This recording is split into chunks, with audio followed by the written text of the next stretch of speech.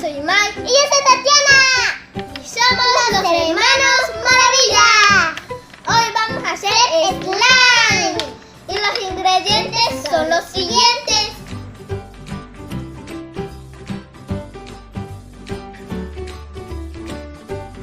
El primer paso va a ser echarle el pegamento.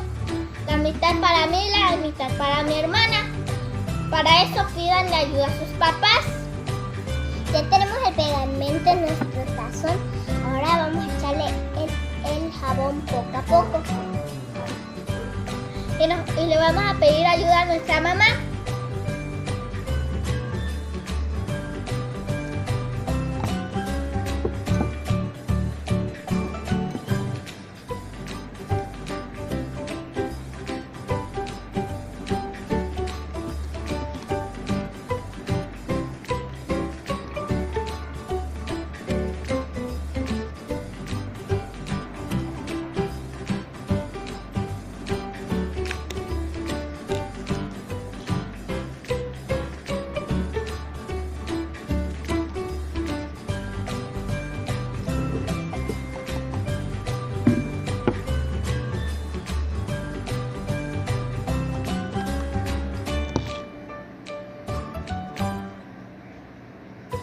Bueno, así quedó nuestra prueba para hacer slime.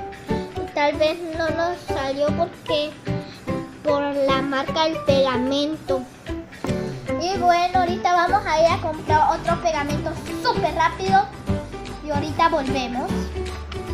Bueno amigos, le vamos a echar espuma afectada a ver si queda. Y le vamos a pedir ayuda a nuestra mamá.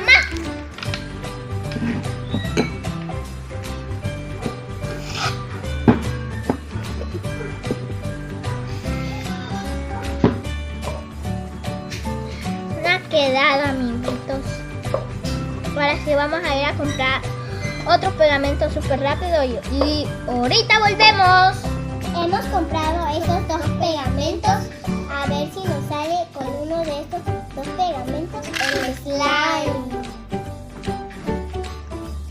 Ahora vamos a echarlo. Vamos a empezar con este pegamento. Ya lo echamos. Ahora le vamos a pedir ayuda a nuestra mamá para que nos eche el jabón.